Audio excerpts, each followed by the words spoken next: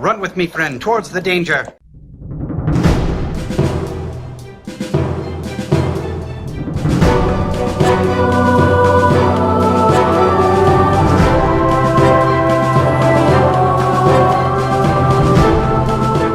Hello, everyone, and welcome back to Crossed Rifles. It's been a little bit since our last episode, and things fell into a black hole, and it was by no means my fault.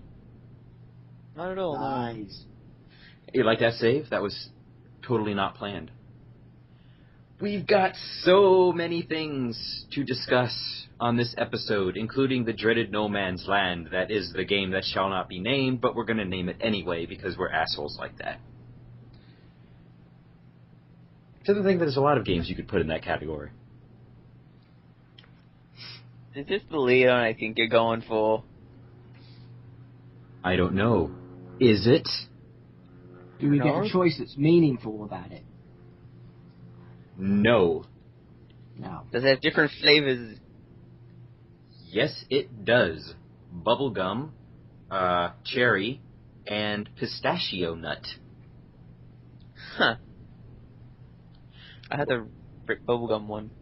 But we're going to start with something fairly basic. What games have you guys been playing lately? I'm sorry I start off with such a hard question. It involves a lot of effort thinking about that. No, I know what I've been playing the past couple of days. The same lead on as the last question. You... So you've really had nothing better to do than to play Mass Effect 3 multiplayer, right? No, I haven't. It's kind of depressing, really. I can understand that. Ellif, what have you been playing? Mass Effect 3. You can't see it right now, but I'm face palming. You two, it's about as pathetic as people continuing to play Stowe. I'm sorry. After a game kicks you like it does, it's just, why do you keep playing?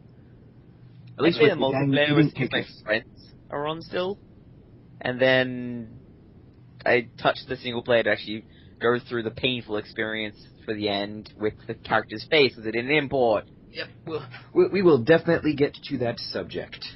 But for now, we're gonna go in order. We're gonna go in Hold on order. a minute. What games have you been playing? Why do we have to answer it and you don't? Oh, you're right. Well, I had the TERA beta thingy a week and a half ago. Actually, I have it coming up this weekend too. That'll be interesting. And I've actually restarted playing Skyrim. Found new mods. I like mods. That's why I play it on PC. Should probably ask you how to download from Steam Workshop. I can never find the download button on there. Don't you have to have it on PC first? I have it on PC. Oh, well, see, I knew you made the smart decision. It's a Bethesda game. You don't buy it on a console. I still get most of my mods from Skyrim Nexus, just because I like the interface a little bit better, and I like to just kind of wave stuff in the direction of Steam and say, ha ha. Fair enough. Other than that, just a couple of little indie titles, and that's about it. So yeah, big ol' stuff and such. So, we're going to move on to the first big drop of information here. We got the patch notes for 1.2 for Star Wars The Old Republic. I personally have not really touched Star Wars The Old Republic since the end of my Trooper quote-unquote story, who I think the writer of such had something to do with Mass Effect 3's story. If it did, I'd be actually extremely hilarious. So, did you guys read the patch notes? Yeah, I'm pretty sure I've read them. Did you pick anything out in particular aside from I like we've actually got a guild bank now, so guilds might have a sort of purpose. Most of it seemed pretty good though. I'm not really sure. A lot of it seems good for raiding because I've been doing that a lot lately with the guild I've been on myself with. But it all seems pretty good to me.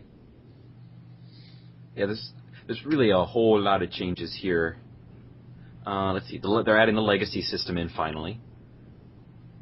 Build your own legacy with the new family tree that won't actually. It's pureblood smugglers. Yeah, that doesn't make any sense. Like a Sith pureblood bounty hunter. Hey, if Shut up, space magic. Yeah, hard to rationalize that kind of stuff out, isn't it? Space magic. Oh, new repeatable high-level daily missions are available in a new area in Corellia, the Black Hole.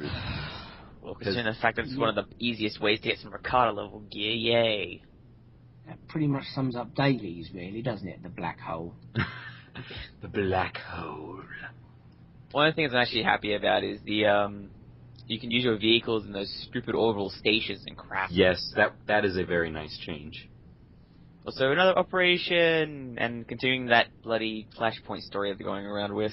Yay! Because there's nothing better than, killing hordes of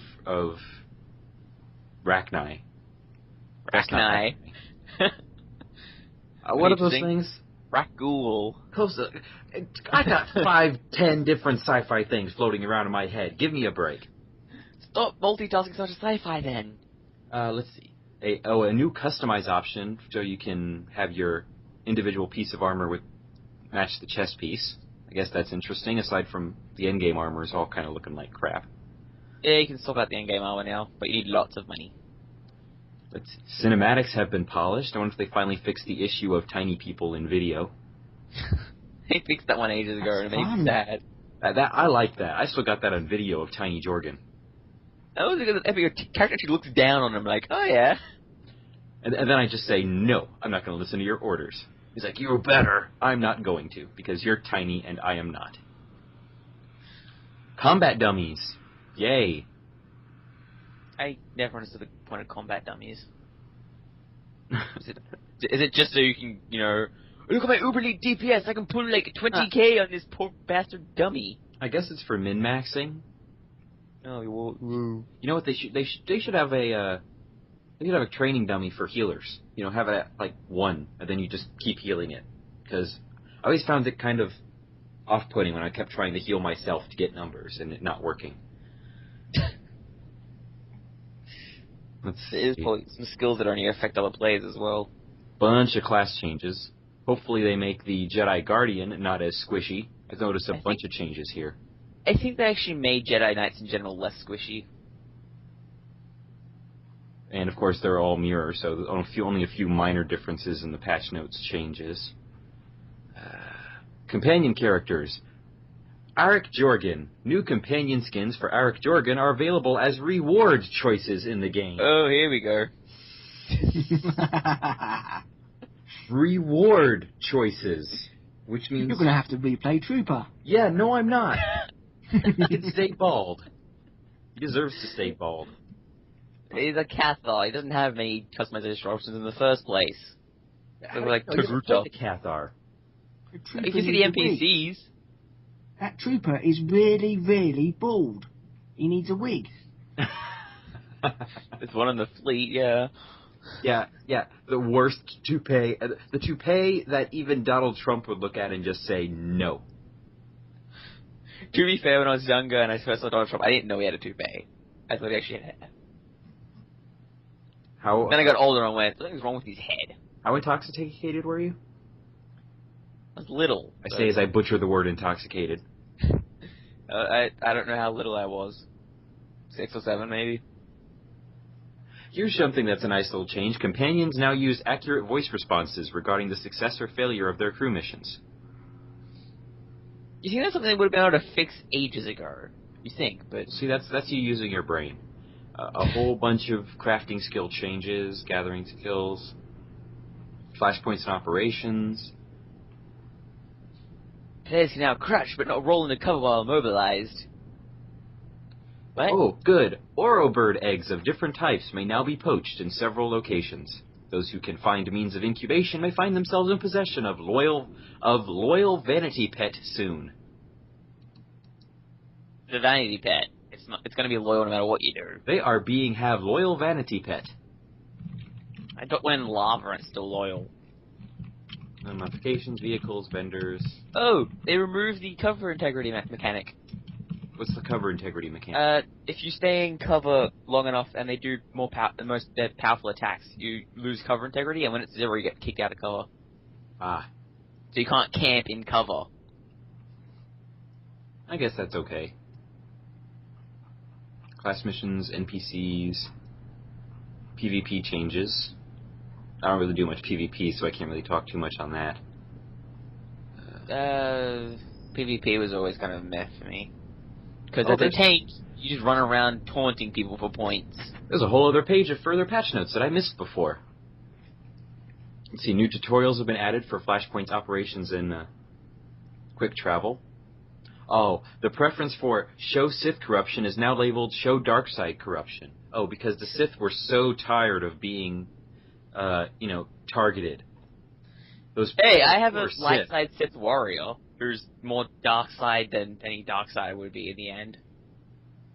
You have a light side Sith warrior that's more dark side? Yeah.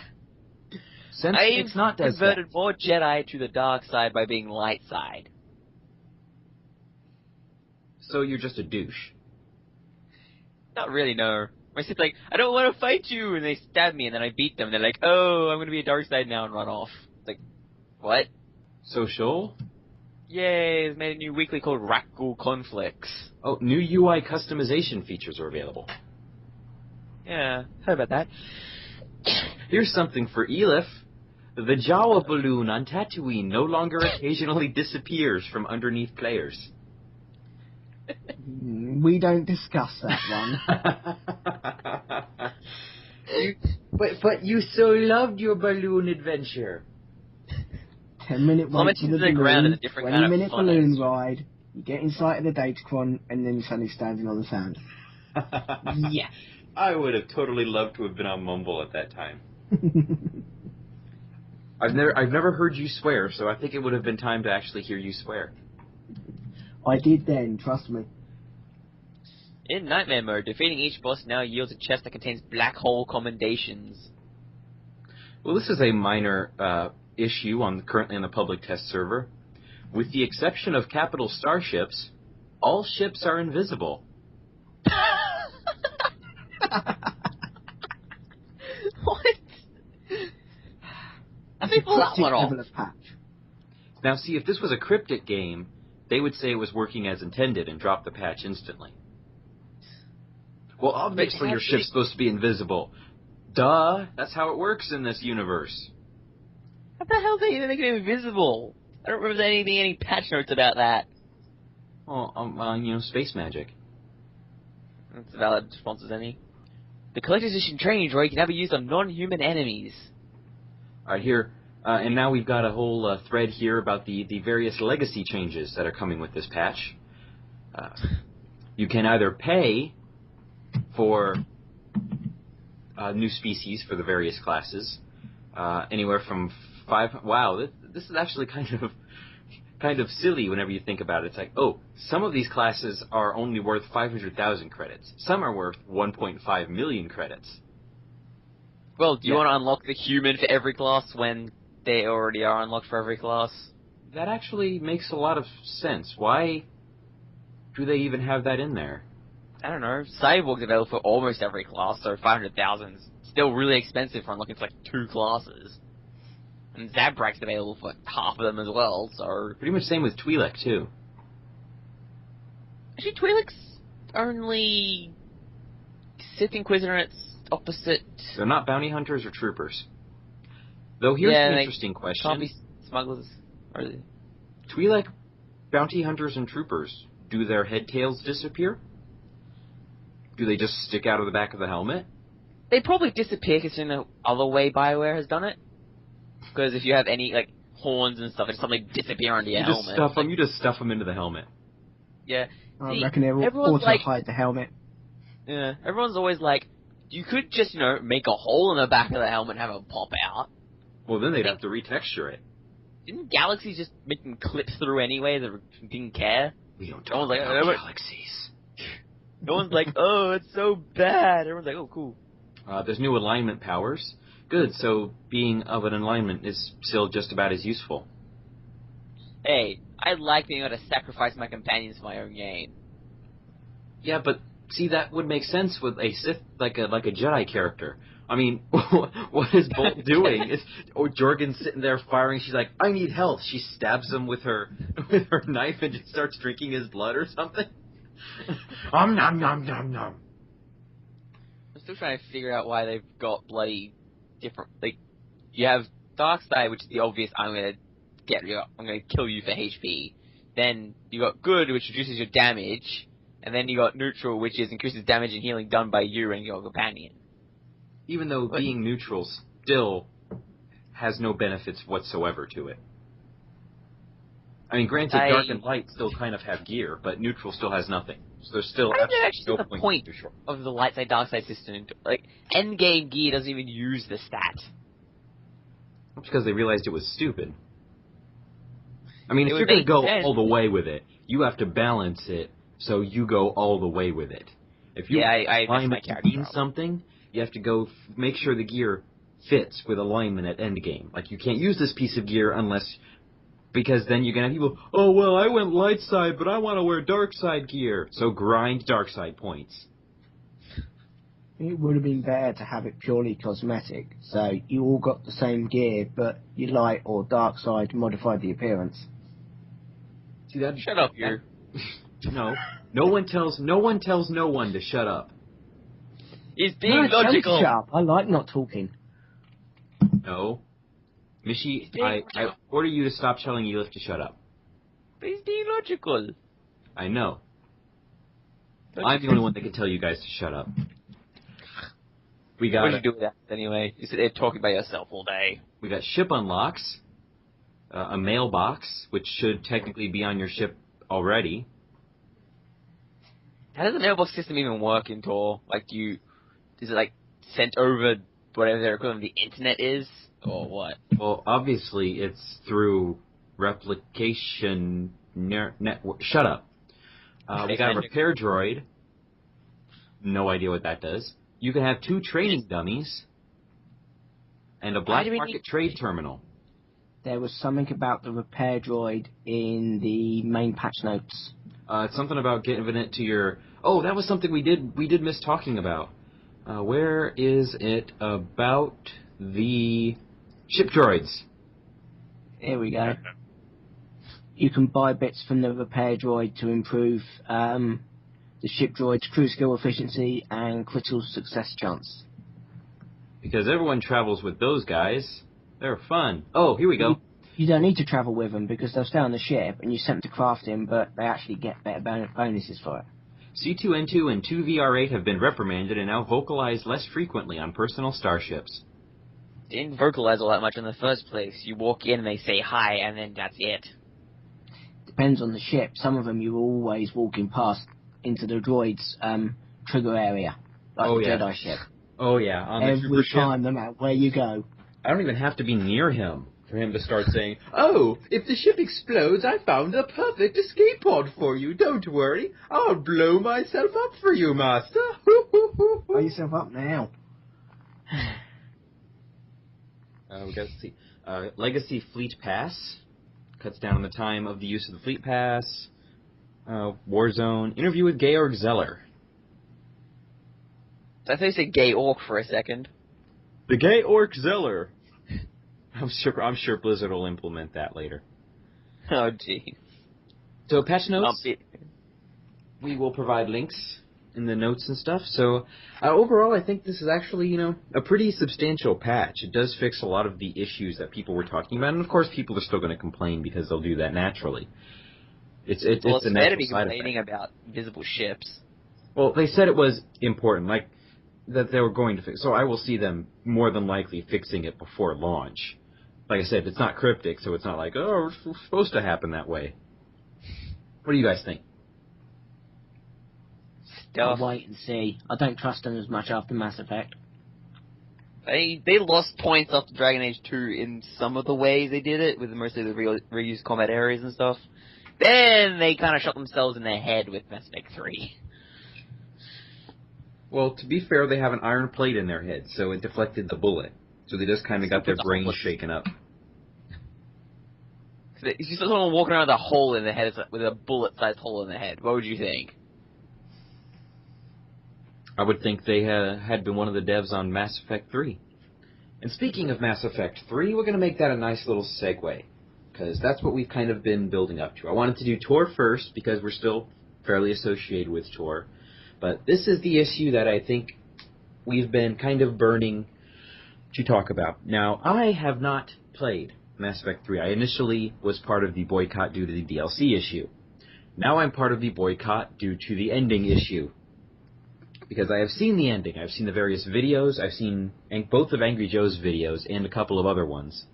And you've heard us. I've talked with you two on a regular basis, seen the various arts and posts, so I'm fairly familiar with the ending and certain things leading up to it, not the majority of the game. So, guys... and before we start this, we're going to put a spoiler label right here on the video, and we're going to try to keep this relatively short. And I'll put a time estimation on the video whenever it gets done for you to fast forward to if you want to skip this whole discussion full, since it's probably going to be pretty chock full of spoilers. So, spoiler alert. Alright, that's done. Mishy and Ellif, Mass Effect 3's ending. I'm going to let you guys mostly talk about this, and I'm just going to kind of sit in the background and listen to your anguish. You want me to bounce talking with Ellif, the man who doesn't talk much? He only talks when he has something to talk about. I think this issue gives him something to talk about. Does it? Are you sure on that one? I think you're making a mistake, though, by boycotting the game because of the ending. Because I don't know, the game is very good up to the ending. Yeah, the last 10 minutes is kind of painful. Yeah. Yeah, but see, knowing where all those decisions and choices now lead, as I was telling Mishy, knowing me, I would have been a lot of angry, loud angriness at this ending. Because of the way this game came out and how the stuff building up to it doesn't matter. So it would actually further diminish my enjoyment of the game, knowing what I do now about the way the game finishes out. But it's fun being able to make people all nice and happy with each other. And Okay, then watching it do nothing. I put a spoiler warning up. You can talk about stuff. It's okay. So you don't care about spoilers?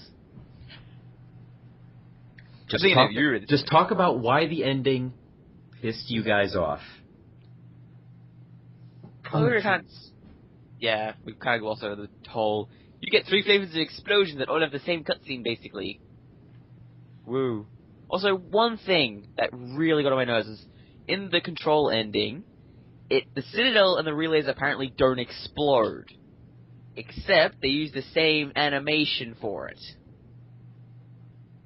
So, in the Synthesis and Destroy endings, everything explodes. In the Control ending, everything looks like it's exploding, without actually exploding. Give a gist of the endings. Like, I want you both to kind of give a gist of what happened with the endings and why there's such an outcry over them. You get lasered by a Reaper and then everything goes to the shit. And then you meet creepy ghost kid that basically rewrites most of what you knew of the Reapers and turns them into one giant, poorly written... not even a plot anymore. The Reapers pretty much become pointless. Quasi-good guys? Slaves. Now, can one of you remember, since we've talked about this, the term used to describe what the actual reason for the Reapers is? Crap. Besides that. We have organic synthetic Reapers to come along and kill you before organics make synthetics. So synthetics kill the organics. Yeah. Reapers are basically synthetics anyway, so you get synthetics killing you before you make synthetics that kill you. Reapers are like the NHS.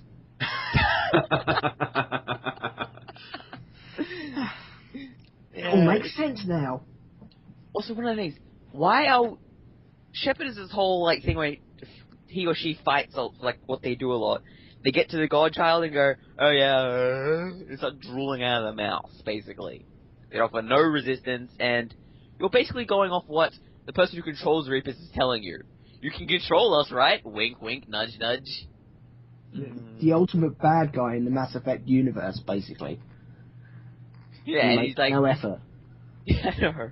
And he's like, oh, these 3 choices, you can make any of them. It's like, Why would I trust you to be right about any of this?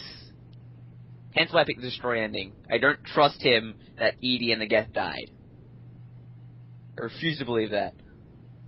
It's better than making everyone the same bloody thing, which the Protheans said is a bad idea.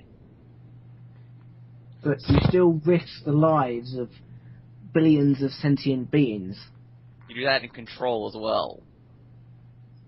And I didn't say synthesis the other doesn't options prevent were you any from making good. more synthetics. The So it doesn't- synthesis option just doesn't make sense full stop, because Synthetic. synthetic, organic, I'm not even gonna. Synthetic What? DNA. But Yeah. it's no longer synthetic at all, is it? Because it just Don't you want an organic synthetic toaster cozy? talkie toaster. I see it as interesting because Would you like some toast? Well, that depends. See, if you got that whole organic synthetic thing, I mean, are you going to start looking? Is Joker, going to be, macking He on glows Edie? green. Is Joker going to be macking on Edie and then look up at the Normandy and say, "Hey, you're a fine-looking rocket"? That's kind of like having sex with the person who's in a coma at that point, to be honest. See, that leads to the other thing. So it merges organic and synthetic DNA. This is what I'm going based off the video. So and Yeah, it shows like Joker kind of partly, robo-ish vein-y thing. So does it make organic synthetic things? Like, do you have to now give equal rights to your toaster? I mean, is your toaster going to start complaining? It's going to say, "Hey, get me off this counter. I want to go do shit." Yeah, it doesn't make it doesn't say if it only makes AIs. It just says synthetics in general, which a lot of things are synthetic already. Wait, does that mean all the chunks of change mass relay? is glowy lines? And here's the thing: the term synthetics is so broad. So does that mean synthetic fiber sweaters are now merged with organics? Because that's synthetic. Interesting. So now you have to talk to your sweater. You're gay. Why'd you say that to me? No. My sweater said that. And my sweater's a Oh. douchebag. And then that's slavery. See? And then what happens when the sweaters rise up against the slavery? I have a feeling we're putting too much thought in this. Let's look at it from this, okay? Because when this whole issue arose, it started dividing stuff. A lot more than, internet discussions normally get divided. On the one hand, you had the group calling for a change to the ending. What do you think about that fact of people asking for a different ending to a game? Before we go any further with other responses to that. Well, that's the iffy thing, because to a point, there's that whole artistic thing where, everyone's got the right to make their own ending, or you got whatever. But at a point, the whole way Mass Effect was advertised was the fact that it's your story and your choices actually make a difference. Which, to be honest, don't really do shit all in the ending.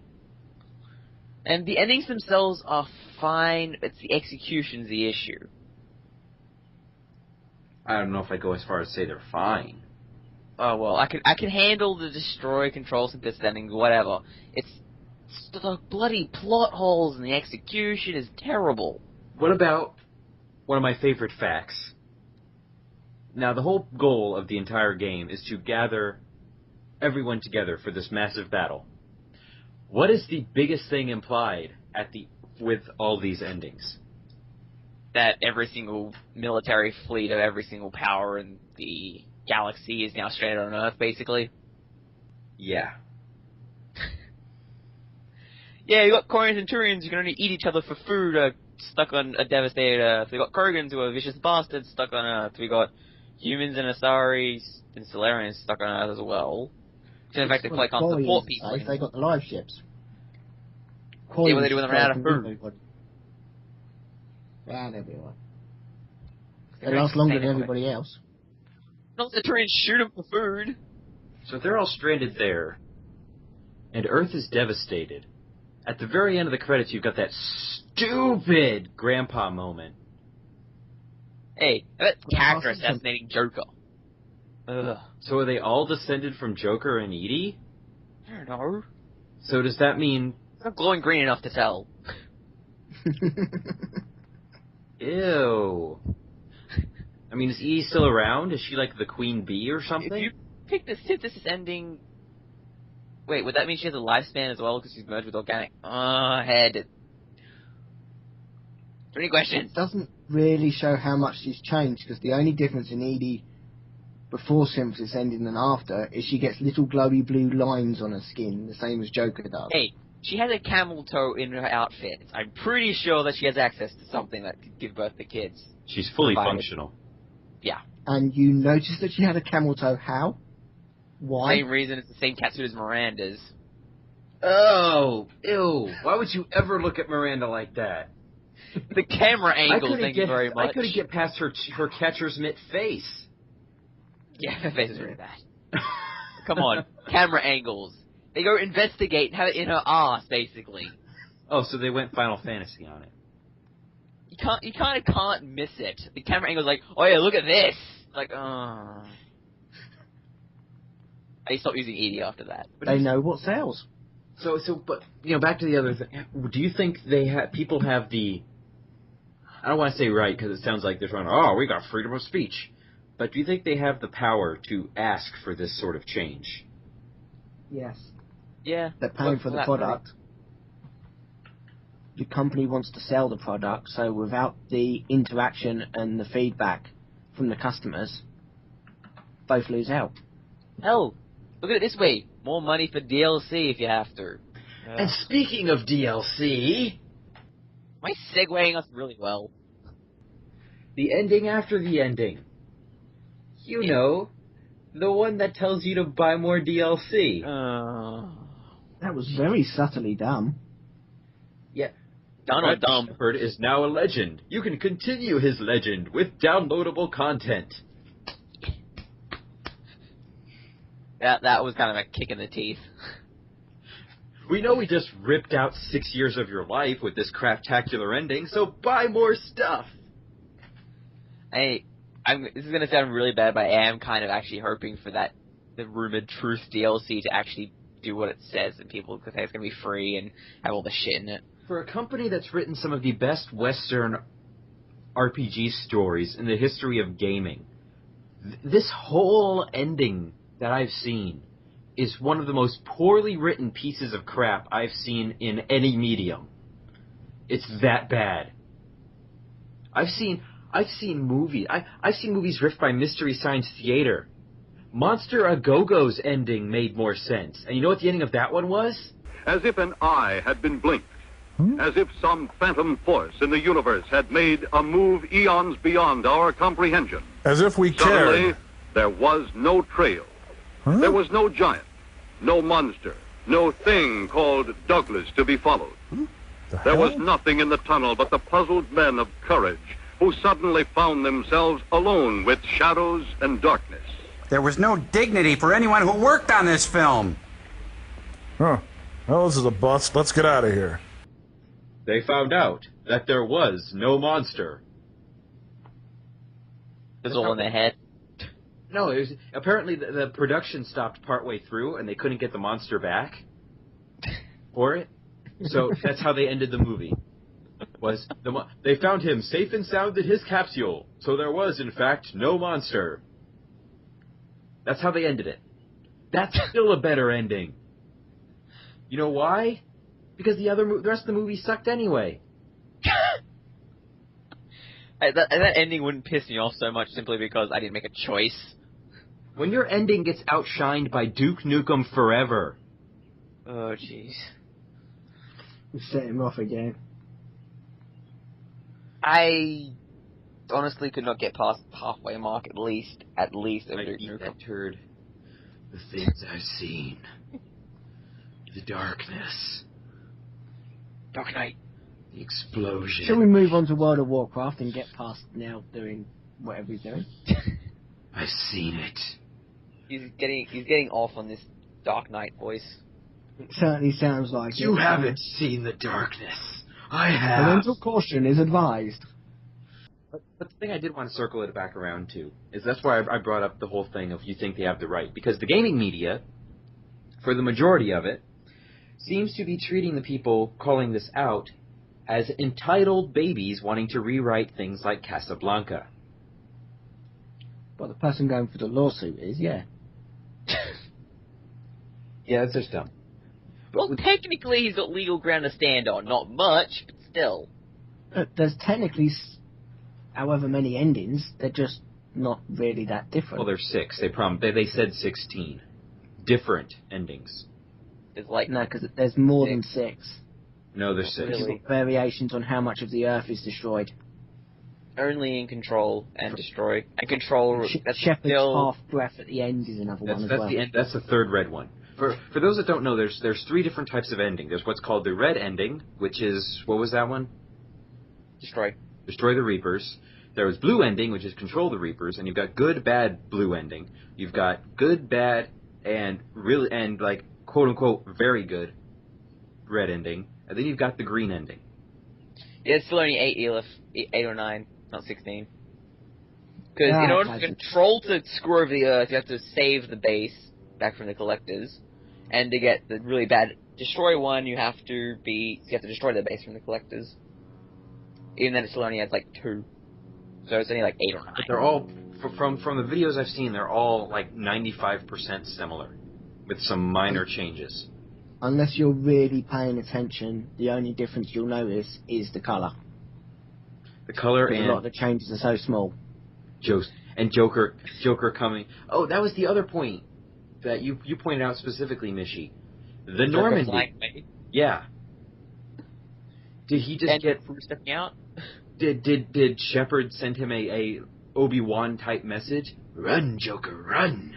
This is what happens, right? You get Shepard running down a thing. Shepard gets lasered along with whatever swordmatch you take along with you.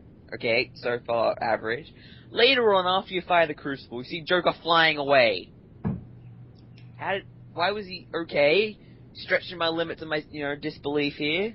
Suspension of disbelief. Then, Normandy crashes. Why didn't it make any other ship have issues? Whatever. Joker steps out, and 2 squad mates I took with me step out of it. How'd they teleport? Science. How you has teleport power? Why you don't give me that? Teleport the Citadel and shoot the damn kid in the head to make it over. So now we've got gamers. I'm gonna have to say the majority of gamers, based on polls and information that I've seen, that are angry at this ending, versus the people remaining loyal to BioWare or touting some sort of artistic license. Let me put it this way: whenever I see, nothing pisses me off in those articles more than the people saying, "Oh, well, would you? I want Titanic to end now without the ship sinking." It's like, dude, Titanic didn't have 100+ hours of RPG content in which you play as a character in a story that you're told you have control over, and then your balls ripped off at the very end. Mine weren't ripped off, so it's just shredded, but, whatever. That would be like, the only movie trilogy I could think of being the equivalent to that would be going through Lord of the Rings, the same way it is at the very end, throughout, 3/4 of the trilogy, and then at the end of Return of the King, just as Frodo's going into Mount Doom, Sauron basically goes, "Meh, I'm bored," and then a red beam of death kills everything. And then Sam waxes something stupidly philosophical, and then credits. Oh, and then by our Frodo gets the ring and given 3 options by someone who controls Sauron, like, you can make everyone half orc, half whatever race they are, or you can kill all orcs but kill all elves while you're at it, or you can control the orcs and become the new Sauron. Wouldn't that be more likely to happen? Oh, then the Mount Doom explodes, so you don't actually see the results of your choice. Oh, well, that happens after you make your choice. Yeah, but you don't see actually what happens. Like, boom! Okay, what happens now? But where's you start seeing people chowing down on each other. Fair enough. But I think it's interesting the city they decided to blow up in the finale was London. Was that just trying to arbitrarily connect it with the teaser trailer? Space Magic. At least it's somewhere... Oh, wait, no. Because they had to destroy someplace, it couldn't be America. Because it wasn't pro-America. So they couldn't have American soldiers. Obviously, you've never seen our disaster movies. Yeah, but that's always pro-American sentiment in there. You always got the American guys, running around, so it's okay. There's no Americans. Is it before or after the cities are annihilated? After. Generally. Yeah, both. Hey. See, if the main character's a British guy, hey, Los Angeles. Brits have Doctor Who, okay? I don't want to hear shit from you guys. Something goes wrong, you can be like, oh, we've got the doctor, we do. We'll just talk to the doctor. Your point being, And then the doctor goes back in time and fixes stuff. he doesn't fix disasters and stuff. He can in my reality, in my England, he can. I keep doing that just to piss Ellif off. It's fun. So I'm still trying to work out what accent it is. What are you actually I know the trying accent. I know the accent, but I can't figure out what area of England. Vaguely called- it's trying to called- Cockney, I think. It's called. Something, It's yeah. called the American version of British. Is this like American New Zealand and American Australian are all the same bloody accent? Hey, mate. We're gonna go find us some drop bears. Try New Zealand one now. I don't know a New Zealand one. Wait, the only thing I can think of is Lord of the Rings. I can't carry it for you, but I can carry you. I mean, that's New Zealand, right? New Zealand's Middle Earth or something? Some crap like that? Yeah, it's got Sauron and Mount Doom and all that stuff in New Zealand, yeah. Oh, boys, we got the Reapers coming down, we do. Let's all go up right there in Big Ben and just set up a sniper nest, we will. The guy in the trailer actually shows up at the end of Earth there. Two bets say my sniper takes out that Reaper, it does. Oh, one thing that makes sense. Shepard finally finds out the weak point of the Ground Reapers. They completely ignores it for the rest of the series. Or the rest of the game. Well, obviously. Duh. I mean, why do you need it whenever you have a magic red beam that destroys things? Sure. That's just it makes the entire Citadel, which they did the math behind, has the entire mass of the same asteroid that hit Earth down in the Dinosaur Age, impacting to Earth. So, no matter what ending you pick, you fuck over Earth anyway. Fun. So, to conclude it, this whole, discussion on Mass Effect 3 ending, the whole debate thing that's kind of set the internet on fire at this point. First off, would you like to see different endings, and if so, how would you want BioWare to implement it? For me, I am quite okay with the ending staying the way they are if they add on ending DLC afterwards that changes the results of them. That's okay with me, or if they change the endings completely, it's just up to them. It's just something that adds on to the ending or replaces it, either or. Follow the indoctrination theory, whatever. Don't care. I want that ghost kid gone. That's just a silly plot device. Why can't I use my gun to shoot him in the head? Ah! I'll just blow up the Citadel. If he's part of the Citadel, blow it up and... If you wait bye-bye long enough, ghost kid. you get a game over screen because the Reapers destroyed the Crucible. Are you serious? Yeah, if you don't do a choice, the Reapers destroy the Crucible. But Which makes he no sense in controls itself. the Reapers. The God Kid who controls the Reapers said, oh yeah, now you can pick these choices, and if you wait long enough, the Reapers destroy all your choices anyway. What? This is the kind of bullshit is why I don't trust him. I read one of the articles about it that brought up the interesting point. If the Citadel was built by, ancient aliens, and they built this intelligence to, talk about, the way you can end the Reaper threat and stuff like that, that means they built in those 3 devices with the sole purpose of doing what they're doing. So why didn't they do it at the time? I mean, that's seriously, that's like having a self-destruct button on your Uber death machine. Why would you put that there? Didn't they just come with the Crucible? So where the Crucible was developed over so many cycles. No, they looked at it, and they actually placed the choices on the Citadel. They actually looked at it properly, and it's on the Citadel, not the Crucible. That's even worse. Yeah. So the And that Citadel had blue these beam? things. Yeah, It's they from had... ugh. Alright. And the elevator goes down as well, as opposed to up. How you in vacuum of space with gravity still makes no sense, but whatever.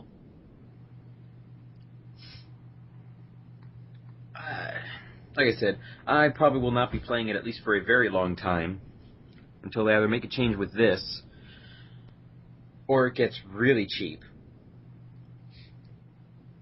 But, alright, so good to hear you guys' thoughts on it. Moving on. Pandas. Panda And the Mom. least racist animal. Now with Farmville. Oh And my god, these notes. Oh my god. Blizzard. What? First thing. I need to find this line now. But dead serious, this isn't a joke. Quote from the media presentation. This expansion is not a joke. It is not light and fluffy, although the Pandaren are fun and super zen. The conflict between Alliance and Horde is gearing up to hit a fevered pitch unlike any we've ever seen. Just because Pandaren were debuted as an April Fool's joke a few years back, that does not mean they are viewed as a silly and comedic idea. They have always loved Pandaren and wanted to put them into the game. Pandaren were in serious consideration for the Alliance race in Burning Crusade. If you have to put in, this expansion is not a joke, someone screwed up somewhere. If you started off by saying, no really guys, we mean it this time. This isn't silly. It means it's silly.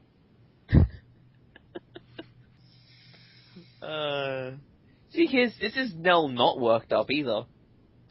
I'm actually He not does that get worked worse. up. It's seriously both humorous and annoying, because it's Blizzard. It's the same thing with BioWare. It's like, I've seen you do good stuff. This is not good stuff. I bet if we go on about the Farmville line long enough, you'll get more worked up and then it'll be more fun. Yeah, they have a farming mini-game now. In addition to Pokemon, they have Farmville. What, you won't worry about the basically the equivalent of 14-year-old boys running around with rocket launchers and machine guns? No, that'll be the next expansion. No, that's actually one of the races. They act like a group of 14-year-old boys running around together in a jungle, equipped with machine guns and weapons from the Horde. Please tell me no. Please tell me you're making that up. No, media presentation zones under the link that Ellif sent. Oh no. The Hosen! We're going to give monkeys machine guns and rocket launchers. Oh my god. On the Horde side. That's allowed, they're monkeys. Hey, the Alliance gets Fishman race. That with the Alliance. Led by Captain Birdseye? Probably. I can't make the herding stop. I didn't know this would be so much fun. That's so stupid. Wait, pandas are meant to get... Panda! Pandas get a turtle mount, yet the amount of choice is a cloud serpent. Call of Panda modern bullshit. You get first person... Please tell me the monkeys run around going, your mom. They act like 14-year-old guys. Take a pic. I'm getting like a brain tumor. Well, at the end of this podcast. This isn't silly, this is stupid. This isn't funny. Now, don't get too worked Where's it up, going or the for shock with will this make your stuff? hair go white, and you'll become a very violent, dangerous mage.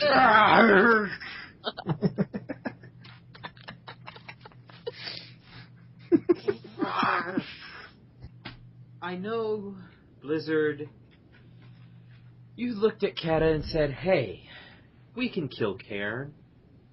We can freeze Muradin in stone.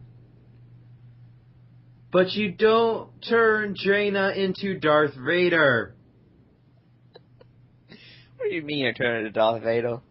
I'm so angry, I turned to Darkseid. I guess that's the Emperor, but close enough. Vader could totally do force lightning out of his cybernetic hands.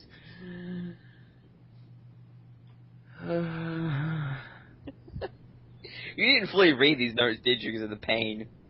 I would have given me a serious brain tumor. And they reveal the final patch. The final patch of Mists of Pandaria will be the Siege of Orgrimmar. So that means the boss of the patch is frickin' Garrosh. Hey, he's become corrupted and doing evil shit under Orgrimmar. Don't know why, but he does. Yeah, unlike the undead lady that's been killing everybody. Hey, she's not even killing people and raising them as her undead minions. Yeah, That's what's right, wrong with that? Or you got the gnomes who are actively blowing up continents. That Hey, was just the if I ones. drop a nuke on Northrend, all the undead there's no more issues. Radiation works on bones. Yeah, actually, Peg Sylvanas had more issues than Garrosh. And they're going back to the whole idea of Horde evil, Alliance good. Not I just still don't evil, like- dumb evil. Dumb evil. What was that? Not just even dumb evil. Yeah, like friggin' Warcraft 2 Horde evil. We make the smash. They were under control of Burning Legion, was it? Yeah. Yeah. Then they got their freedom. Whenever, I don't remember when. See, look at this, okay? The ones the Alliance side with are the Fishman race. The ones What about the monkeys? The Horde are the insane 14-year-old boys with rocket launchers. That the Horde gave them. And they're saying this isn't a joke. Hey, think about it this way: the You Alliance give gets the monkeys Fishmen machine who guns. the Pandaren respect more. The thing is, if you look at the under media presentation, the Pandarans, they've got a little write-up of the characters who lead the two philosophies that will decide whether your monk goes to the Horde or the Alliance. The Horde one actually makes sense from a Horde point of view, as the Horde are meant to be, in that it's honourable to defend home and family. But the rest of the faction just doesn't seem to follow that. It's honorable to corrupt my race and then start committing war atrocities. What do you want about? Here we go. G. Firepaw, a follower of the more direct Hujian philosophy. Adamant that inaction is the greatest injustice, he holds that it's honourable to defend home and family no matter the cost. No wonder they killed Cairn. He'd be the only one sitting back going, no, this is stupid. Torn, we're now independent. Let's go make buddies with the dwarves and go make our own continent somewhere. I would join that faction in a heartbeat. Torn and dwarves? Wouldn't Tauren and Night Elves get along better? Night elves are douchebags. Night elves and Tauren do get along. Oh, obviously these Tauren set this trap. Because Tauren are well known for their stealthy abilities. Hey, the only reason there's any Tauren rogues is they're always stealth. You can't see them. And the pet battle system. Uh... For years, Blizzard has wanted to have minigames in World of Warcraft. They have also always wanted something more for pets, but they didn't want them to be mandatory. Oh, but they didn't not want... What? They did not want them to be mandatory. They did not want them to be mandatory. So they have to The be pet mandatory. battle system allows a perfect solution for both, and gives players something to do after dungeons, raids, challenges, scenarios, and battlegrounds. And speaking of raids, Ghostcrawler put out his post-Kata rant, and he said the Raid Finder is for people who want to raid, but don't want to spend time wiping on bosses and learning the fights. Dog fucker! Incoming Nell rant! 3, count to 20, slowly. How can you process this much stupid? He's obviously never pubbed a raid before, because you join the LFR for a raid and you don't know the tactics, and you tend to get a load of abuse. You see, this is I can deal with Stu because I finished Mass Effect 3, and I did Sto equivalent of raids. You have no right to talk about stupid until you beat Duke Nukem Forever. I don't have to beat it to know how stupid that one is. It'll give me a headache. The only game to give me a headache. I'm surprised he isn't ranting more now. I'm looking through stuff. I'm gonna pause and look for more rants. Class changes. Female Pandaren model. Oh yeah, and the female Pandaren nightmare fuel. Okay. Oh, now the other page here. The Pandaren may also have a dragon turtle mount. that will look different from the one that is obtained through fishing. Yeah, except the main choice amount's meant to be a cloud serpent, which makes no sense, but okay. I saw something on here that made me... Oh, Vol'jin will make an appearance at some point during the expansion. Wouldn't every major character make an appearance at some point? There may be Labors of Hercules-style quest chain that you do for Varian to show you more of the story, because there's nothing I would want to do than to prove myself to Varian. Oh boy, Varian, such a dick. He was good when he was split into two. Then they fixed him. Now he's broke. Oh shit, they're doing the ancestor spirit thing again. We already did that in Northrend. Does anyone remember with the trolls and they sacrificed the gods and whatnot? Oh yeah, they said there's possibly another troll dungeon. Oh, I found a way to make Mishy rage now. Oh, and did you notice that two of the new dungeons are rehashed old ones? Yeah, it was... Scholomance and Scarlet Monastery. So technically, yeah. They said Scarlet Monastery, which implies all 4 parts of Scarlet Monastery. So either they split it into 4 dungeons, so 5 of the new 9 are rehashed dungeons, or they put them all into 1. Because there's nothing I'd love more than to go through all of Scarlet Monastery. Hey, I did that once. It took like 4 hours. Oh, there are now 8 core buffs. So they further lowered the number of buffs, so you only have 8. What? The UI will show you the number out of 8 that you have. Just in case you can't count. Yeah, I think you said, Ellif, that only WoW players can't count or something like that. Homogenization. Isn't that what Mass Effect 3 taught us? Everyone being the same is the goal of the universe. Only for synthesis. Oh, the Proteans tried that. That didn't work out so well. This so upsets me. I cannot. I wanted to be able to say, you know what? They might actually redeem themselves. No. And then the other news about Diablo 3 coming out of Blizzard. No PvP at launch. And they're consoleizing it. That'd be interesting. From what I've seen of it, it's playing like Dungeon Siege 3. Really badly, I take it? Dungeon Siege 3 wasn't terrible, but it was a console game on PC. Isn't that most games these days? Not really. There's still an opening for PC games, but there's just a bigger number of terrible ports. I like this. Pet Battles with World of Warcraft Remote is something on the to-do list. Oh, they're adding an 11th character slot. Woohoo. Why would you... So much difference. Wasn't it in the... Up to Burning Crusade you had enough for one of every race, and now you only have enough for, like, most? You're still missing out on 1 or 2 races? Yeah, because you had the Death Knight come in, and then lots of people rolled second versions of the class with a Worgen. Whatever. Zones... No doubt 3 months after launch we'll start seeing paid character slots come in. And people buy it. Here's something that I kind of thought of on design. Did either of you play it at Vanilla? I did, yes. Briefly. I came in right at the start of Burning Crusade, like a little bit near the end of Vanilla. Since I started playing around 2006. So it was just prior to Burning Crusade. I basically left on a deployment, came back, and Burning Crusade had launched.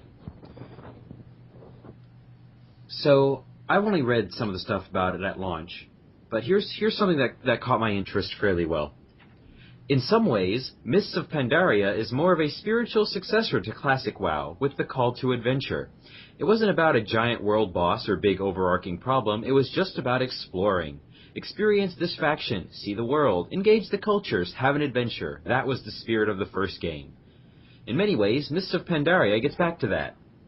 So they're making it sound like the disjointed nature of the old world in Vanilla was a conscious design plan. From what I understand, the endgame of Vanilla... Sorry, dude, go ahead. The spirit of Vanilla basically turned into just one major grind fest. It's where Korean MMOs still are. Yeah. Because it was still based off of EverQuest, from what I recall. Yep. And there were plenty of world bosses in vanilla. But there was no big overarching bad. And the exploration is good. So if you really want exploration, stop making these instanced zones. Since Mr. Pandaria, you're going to have a loading screen between it and the main world. And they haven't said anything about the continent size, but I have a feeling it's going to be at least Northrend size. Will they let you fly there? Because I know you still can't fly in the Dreadnought starting zone. And yeah, no talk about revamping Burning Crusade, so you still have to go through Burning Crusade content in order to level. Oh, that was the only ever barrier to me re-leveling another character. Yeah, I started getting a priest, I got to level 60, started Burning Crusade, and I'm like, wow, no. I'm done. So bad. And ever since they did Cataclysm now, the whole storyline's lost the plot. It had a plot? Well, or when you say lost the plot, I mean lost the whole sense of meaning. Okay, here's something. I think, Ellif, you might be able to jump a little bit more into this. The talent system that they're revamping with Pandaria. They're not revamping it, they're destroying it. Again. Even worse than before. What's got you irked about the new talent systems? I think all of us have looked at the calculator on Wowhead. There's next to no choice. The idea of the talents up to now, they've always been going on, is they wanted to give players choice without forcing them into cookie cutter builds, which they've never managed to do due to min-maxing. So their solution is pretty much take away nearly every single talent and you just get a choice of 3. It's like per every 5 levels, right? Yeah. I'm going to Wowhead right now. And from what I've looked, I mean, the druid ones are the ones I've looked at most, and some of them you've got 2 or more talents that are ideal for, say, a moonkin, but they're at the same level. So you're still choosing pretty much worthless talents. Sounds like fun. Okay, here it is. I'm going to go to druid here.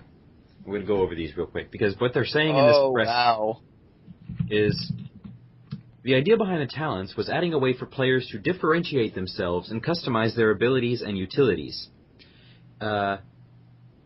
Most of the new talents don't add player power directly, but instead give you a benefit that is very difficult to weigh mathematically. You shouldn't feel like you have to take a certain talent if you are a healer. You can take any of the 3 talents and have fun with those. Okay, so I'm in the druid, quote-unquote, talent tree at this point. And so here we got level 15 druid.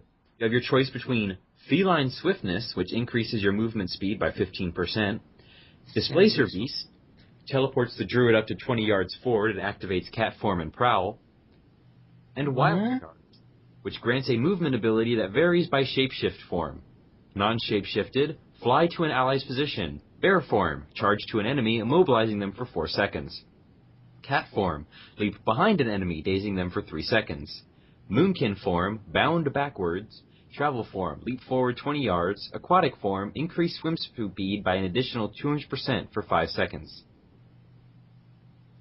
Is it bad that I'm looking at my Death Knight talent tree and I can't tell which one I should be taking for tanking? Well, they don't have anything to do with your spec now. Okay. You pretty much get the essential ones automatically. So I like my kitty DPS, so I'm going to click Feral. So you get, what is this, specialization ability? So yeah, basically you choose your specialization, and it automatically gives you all these abilities as you level up. Wow, this is... So then we got 30. So you get one every 15 levels. You get a talent, Nature Swiftness, which, when activated, your next Cyclone, Entangling Roots, Healing Touch, Hibernate, Nourish, Rebirth, or Regrowth becomes instant, free, and castable in all forms. The healing and duration of the spell is increased by 50%, and that's got a 1-minute cooldown. Renewal instantly heals the druid for 30% of maximum health. And Cenarian Ward protects a friendly target, causing any damage taken to heal the target by 4,000 every 2 seconds for 6 seconds. Gaining the healing effect consumes the Cenarian Ward, usable in all shapeshift forms. Now, they're saying that this has got no mathematical difference or hard to tell, so that people are free to choose. What tank isn't going to take renewal? An idiot. Well, let's see. Pretty much. If I'm playing as my kitty, it doesn't say whether Displacer Beast can be used in combat. Well, I doubt it, because you can't prowl in combat, can you? You can't enter prowl in combat. So, yeah, Wild Charge. I mean, why would you not? If you're Have you ready to looked do at the comments for your talent calculator? I've tried to avoid things like that. Seems like all the ones are like, oh, but it's so good. Remember that you still have class. So, and here's the thing: this doesn't lead to any sort of like customization. Like I will, their excuses is saying this will make your character feel more special. No, it homogenizes it even more. It's still gonna pigeonhole you as well. I choose a feral cat. I'm going to be the exact same as every other feral cat in gear, in spec, in ability. The only thing that would be different is the fact that I know my rotation. If you want to start making stuff special, get rid of rotations. Make it so you don't have to stand there and go 1 1 1 1 2 1 1. 3. Only when shit happens. And okay, now we got the 45 level, the level 45 for the Druid talents. Fairy Swarm grants an improved version of Fairy Fire that also reduces the target's movement speed by 50% for 15 seconds. Gee, I wonder if that's a PvP ability. You think you'll have to take that if you're PvP? Let's see. Mass Entanglement. Roots your target in place for 20 seconds and spreads to additional nearby enemies. Affects 5 total targets. That sounds like a solo Boomkin ability to me. And then we got Typhoon, and people should know what Typhoon is.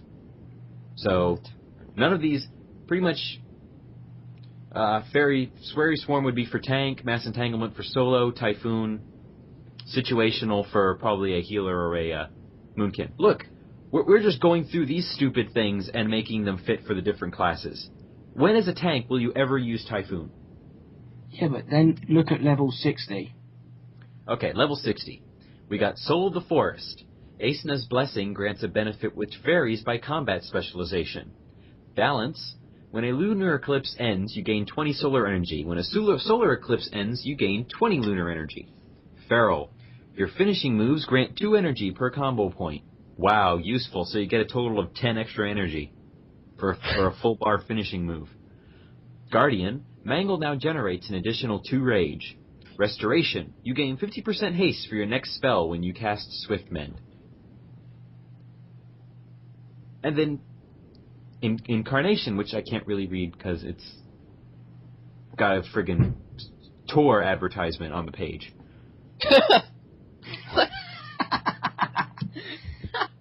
Yeah, how's that for fun?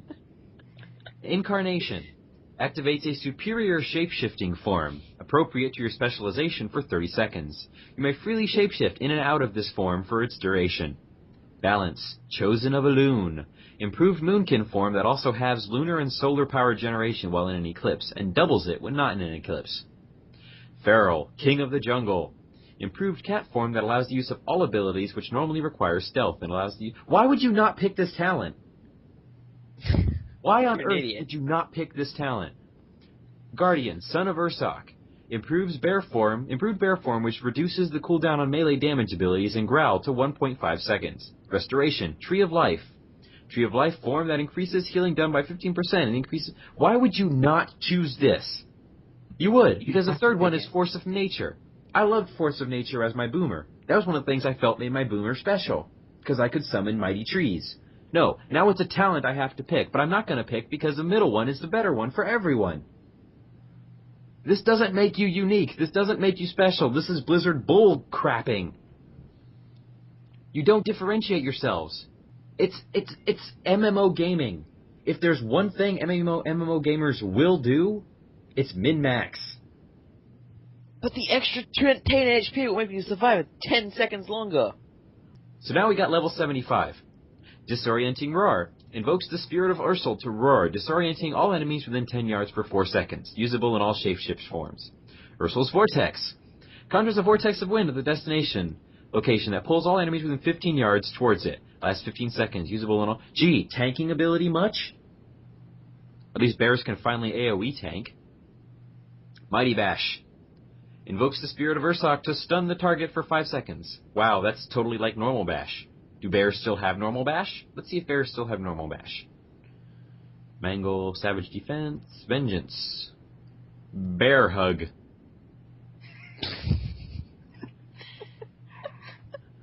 Tanking through love and toleration. Yep, there it is. Skull Bash. Stuns them for 4 seconds. Oh no, it doesn't stun anymore, apparently. Wow. So it's just an interrupt now. I'm not missing my druid now. And then finally our level 90 skills. We've got Heart of the Wild. Drastically improves the druid's ability to serve combat roles outside of normal specialization for 45 seconds. Balance. Healing spells generate lunar and solar energy and benefit from lunar and solar eclipse. So automatically, if you're a boomer that doubles as an emergency healer, instantly this is your talent. There's no question. Really, there isn't. Because that's your oh shit button. Feral grants 50% of agility as intellect, increases hit rating by 100%, and increases armor by 95% while in bear form. In addition, regenerates 2% of maximum mana. Yeah, this is the oh shit button. This is the maximum druid oh shit button. Guardian grants 50% of agility as intellect and increases hit rating by 100%. In addition, regenerates 2% of maximum mana every 5 seconds. Restoration grants 50% of intellect as agility and 100% of spirit as hit rating and expertise rating, and increases armor by 95% while in bear form. Yeah, this is your oh shit button. Right there. Then we got Dream of Cenarius. Wrath, Starfire, Star Surge, and melee abilities increase healing done by your next healing spell by 30%. Non-instant casts of Nourish, Healing Touch, and Regrowth spells increase the damage done by your next damaging spell or ability by 30%. Each of the bonuses lasts 30 seconds. It cannot be gained more often than once every 30. And then you got Disentanglement. Shape-shifting now removes all roots, which it should do in the first place. So yeah, good. I just made my build, and it's the build I'm going to have to stay. It's not going to make me unique. You know why? Because everyone else is going to have the same damn spec. Yeah, I haven't looked at the other ones. Everyone's got the same damn spec even with the other builds, though. I haven't really played extensively with any other class. I was checking around, they all seem pretty stupid. You have to pick them. There's no... Here's 3 talents. All of them are good. And there's 3 talents, about one of them, 2 at most is good. Kata, they shortened the skill trees, okay? That was fine. The mistake they made was forcing you to fill out one particular tree to get it to completion before you could put points in anything else. No! Let us spread our points out. If I want to dual spec into Feral and into Cat and Bear, let me split into Cat and Bear. Why not? What is possibly hurting that I want to do that? There's probably some hardcore raider complaining about it. I loved WoW, guys. I really did. Kata, the rating decision killed it in Kata, and I'll probably play in the beta because I got roped into that stupid year-long subscription thing. I want you. Yeah, that's easy to get out of. Just get a new card. If anything, it gives me a license to complain about it via videos. But this is so bad. I mean, they don't even know what they are anymore. They don't know what their goal. Thank God we've got actual MMOs coming out this year. You know? TERA, Guild Wars 2, Arcade. I think it's still slated for this year. They just have to make it not Korean. Oh, Blizzard, BioWare, why do you forsake all that made you good and awesome? Should have seen this one coming, to be honest. I did after Kata. After patch 2 of Kata. I meant in general, like, you can only have so many good games in a row before it fails hard. I don't so much believe that. I think, as we said in the one Kickstarter thing, that it's just the wrong people are in charge of the development. Sure. The gamers aren't making the games anymore, the executives are. WoW got too big, so they've got to appeal to too many people. No, it's WoW. I mean, the thing about it is, yeah, you may lose subscriptions, but you still figure that's a shit ton of subscriptions. Oh yeah. And it's because of investor panic that they're rushing Diablo out now. It's Blizzard, guys. You've got some of the most shining development talents in the industry. Take your time, do your shit right. Have they still got those, though? I mean, there's a number of little companies out there that claim to have former Blizzard developers. Didn't Blizzard So lay have off they a ton lost of the people? talent? I think all the lore writers went over to BioWare. Well, they didn't do the ending for Mass Effect 3, that's for sure. No, but they did do the ending to Cataclysm. And now I'm all depressed again. So do you guys have any gaming industry topics you want to bring up? You do talk about Kickstarter. Okay, Mishy, what's got you angry about Kickstarter? I'm not angry as much as I'm worried about it. It's just, it's a good idea in theory, but I'm just worried about the backlash that could occur. Because it's kind of iffy. You just came out of playing Mass Effect 3. Multi-million-dollar budget, and it pissed you off. And you're worried about indie games getting $3 million in donations. Yeah. Ruining the industry. Not ruining the industry. Indie developers are not exempt from creating shitstorm endings that are completely bad, like Mass Effect 3. So, do you think you can absolve them more of that? Well, if you've got a Kickstarter, you have more pressure on you to perform well. I think with Kickstarter, the only thing you're entitled to is what it says right there in your reward. Yeah, but what if the game itself is extremely bad? Did they deliver what you said? Did they deliver the game and what was said in your prize? Your prize reward level? But did that justify to you the cost you blah blah blah blah blah blah blah blah blah blah blah. Did they deliver what they said? Doesn't this also apply, though, to the increasing number of larger games that are now pre-purchase rather than just pre-order? For example, Guild Wars 2 and Diablo 3. I wouldn't know. I haven't heard about that. They're basically, you buy them and you get into the beta. Similar to how Minecraft operated. You're actually buying them now. You're paying all the money now rather than just pre-ordering. And as the game gets closer to development, you can cancel if you don't want it. But you can't with a pre-purchase. True. Sounds dodgy. It is kind of dodgy. Anyway, it's rolling the dice. Yeah. I mean, what was it? I admittedly pre-purchased TERA for beta access because I wanted to have full access to the betas, so I could cover them and look into it because it looked really interesting, at least as far as gameplay wise. And I will more than likely pre-purchase Guild Wars 2 for the same reason, which is a good strategy, somewhat, to give access to the betas. And both those games I can definitely see, like Tor, getting, at least for the first month, being entertained enough by it to justify the purchase. But back to kind of circling it back a little bit, so do you think indie developers should be held as accountable as the big developers? Depends on how if it's just personal funded, like without Kickstarter, then no, because it's the whole different thing. Personal funding, you're still paying for the game. Or their personal funding for their own dev time.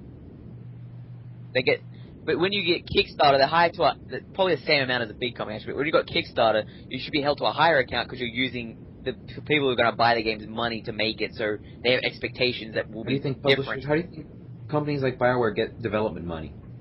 From publishers. It's through purchases. And how do the publishers get their money? From buying the game, yes. Yes. I'm talking about, though, that development time is paid by whoever. If you're an indie, you don't have a publisher normally that pays for you. So you have to get the money somehow. If you're taking people's money from Kickstarter, though they donated it, yes, people are going to have different expectations to how good the game's going to be. That's their own damn fault. What happens if the game's delayed or there's unexpected costs come up? If they've got a publisher, the publisher can help absorb the additional costs. Can help pay for longer if its release is delayed. If it's through a Kickstarter campaign, what happens if they put money by to cover Delays it? and changes happen in big name games too. So we're saying There's really little to no difference. I still see no difference between these two mediums. One's just cuts out the publisher middleman, the other one does not. Big name games have got something to fall back on. A Kickstarter campaign, what are they going to fall back on? If they're falling back on some of the money they've set aside as a contingency, big name publishers don't always have something to fall back on. You know how you heard about what happened to Obsidian, right? No. The ones who made Fallout New Vegas? Yeah, they had to Did they get enough Metacritic score? Yeah. By one, but still? Yeah. That shit happens anyway in the industry. Yeah, like That's a dodgy contract. But it's because of the publisher. I'm not saying publishers are good people or anything. I'm just saying that indie games from a Kickstarter campaign will probably be held to a higher standard than a publisher. I'm not saying fund every game through Kickstarter. Obviously, but the games that are going to be funded are going to have higher expectations made of them because of the talent behind them. I have more confidence. I put down. Let me put for Tim Schafer's recent Double Fine Kickstarter. I put down 100 on that.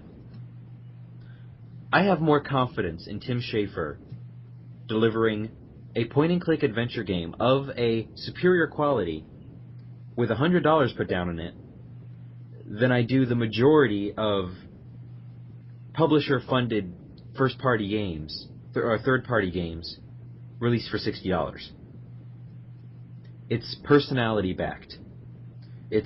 How many games in the industry make point-and-click games anymore? That was the whole point behind the Kickstarter, was to see if there was interest in point-and-click adventure games anymore. And there obviously is. And if there's not, then it's just the star power of Tim Schafer, because Tim Schafer has consistently delivered quality. Tim Schafer and Double Fine. The only thing is their sales aren't able to meet the publisher expectations. That's because publishers are all about profit. Exactly. If you lose a little bit, it's like, oh, we're losing money. It's like, no, you're still getting profit, just not as much profit as before.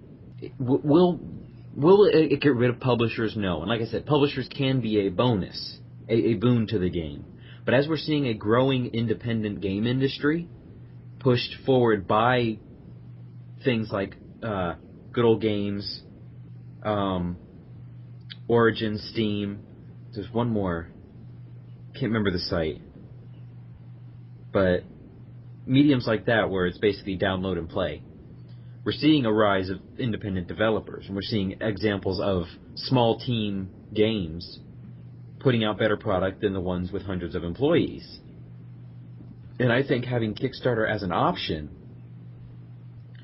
while stuff will fall through, I mean, any realist will be able to tell you that shit happens in the gaming industry. They closed Clover after Okami. That's one of my all-time favorite games. Shit happens in the game industry. Companies get shut down because of stupid reasons. Nothing's going to stop that in the current industry. Kickstarter just gives them a way to say, hey, we have an idea for a game. We want to deliver it to you. And it gives people to say, hey, I like this idea. I want to back it with money. And if you're not sure of the idea, the fun thing about Kickstarter is they don't take your money until it's funded. Until it's fully funded. If it's fully funded, then they take it. If it's not, then you don't pay anything. So if you're unsure of the idea, you got the 30 days to put the $15 down, which is normally the minimum. If you decide you're not confident in the idea, you can take it back out. But even then, $15 on a possibly unique new game, I think that's a halfway decent gamble. Especially whenever your alternative is $40 or $50 or $60. I will never get you guys complaining over that much money. I will never get it.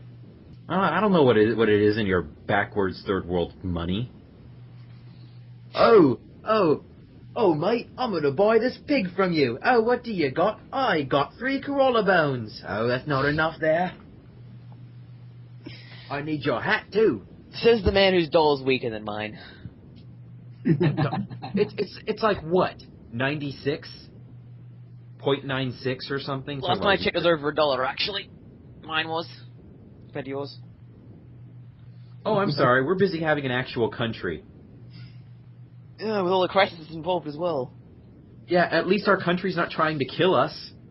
That's why you get a better dollar than you. Hey, you're laughing over there, Mister. We've got an island, we do.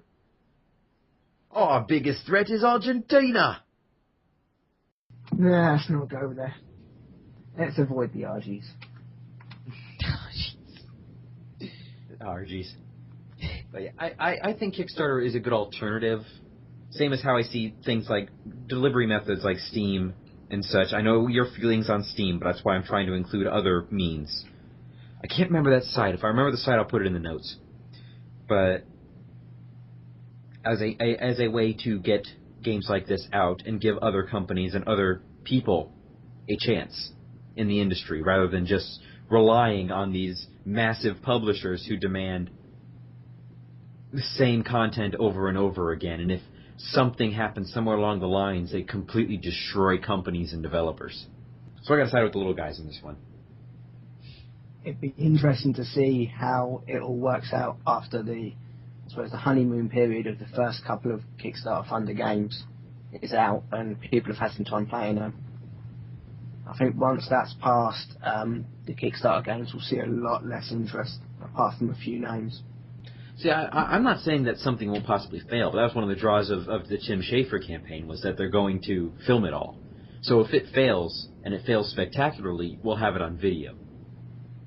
And it shows you what goes on in the development of a game. Like, we can finally see if this whole, the artists don't have anything to do after the initial planning period crap they throw out when they try to defend DLC is actually true. On this DLC you were talking about? Anyone's. The launch DLC was like, the company needed to do something because we had already finished development, so that's why we started development on the day one DLC. I'm going to point out that a lot of the DLC from other games is often on-game, and it's only the really basic assets. I feel the need to point that out. That was the excuse Cryptic kept using. See, the artists don't have any. The artists and the developers are separate. That's why they're able to do all this stuff. It's not right, but I can... Hell, even half the Kasumi for Mass Effect 2 was on disc. No one flipped their shit over this. Mass Effect 3, flip their shit! Why? I don't get it. It's like they're picking their rage just to wait for Mass Effect 3. And it's like, why didn't you complain about it before?